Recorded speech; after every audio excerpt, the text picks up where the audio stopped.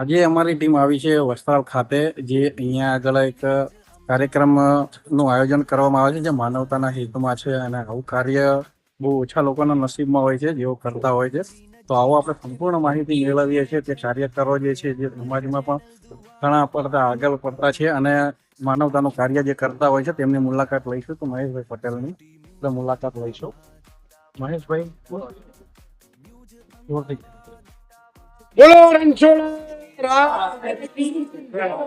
દ્વારકાધીશ કી જય. ઉનાળાની કાળઝાળ ગરમીમાં અમારા અહીંના સૌ સમાજના સૌ મિત્રો વડીલોના માર્ગદર્શન હેઠળ અને અહીંના વટે માર્ગુ અને અહીંની જાહેર જનતા અને અમારા આજુબાજુના સોસાયટીના રહીશો દ્વારા અમે એક માનવતાના હિતમાં સર્વ સમાજ ભેગા મળીને એક અનોખી યાદના સ્વરૂપમાં અને સૌના આશીર્વાદ રૂપે અમને એક એવી યાદગાર સ્વરૂપે અમે વિના મૂલ્યે છાશ વિતરણનું એક સરસ મજાનું અમે સૌ મિત્રો ભેગા મળીને કર્યું છે. અને આવી વિચારધારાના હેઠળ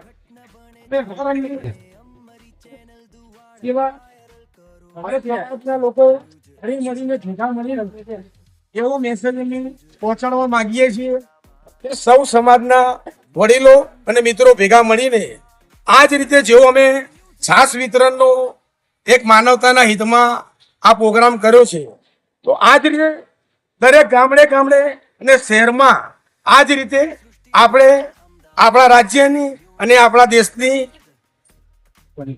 જનતાએ જન સમર્થન આપીને આપણા દેશની શોભામાં વધારો કરવો જોઈએ. અને કંઈક ના કંઈક આપણો હિન્દુ ધર્મ છે અને આપણા સંસ્કારમાં આ બધી વસ્તુઓ તો આવેલી છે. તો એના માધ્યમથી અમે એક આ નાનકડું આયોજન કર્યું છે અને આને સારો વેગ મળશે તો અમે હર હંમેશ આ જ રીતે અમે કેમ્પ કરતા રહીશું.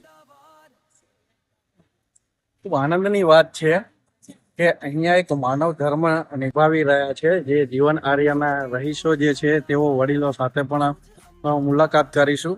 અને માનવતાનું ઝાડ એક એવું છે જે ક્યાંય ઉગતું નથી, તેઓ સંસ્કારના સિંચનમાં જ હોય છે. અને એ સંસ્કાર ક્યાંક આપણે અહીંયા જોવા મળી રહ્યા છે. તો આપણે હજી પણ એ વડીલનો અભિપ્રાય લઈશું. અશોકભાઈ પટેલ. અશોકભાઈ પટેલ, આજે કેવું લાગે છે આજે કેમ્પ કરવામાં આવ્યો છે?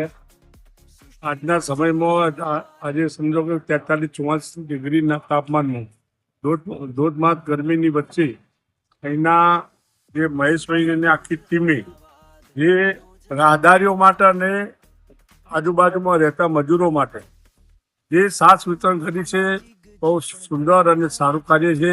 અને આ ગરમીની અંદર કોઈ પાણીનો મંડપ પાણી પીવડાવે, છાશ વિતરણ કરે એ મોટી વસ્તુ છે. અને માનવતાના હિતમાં જે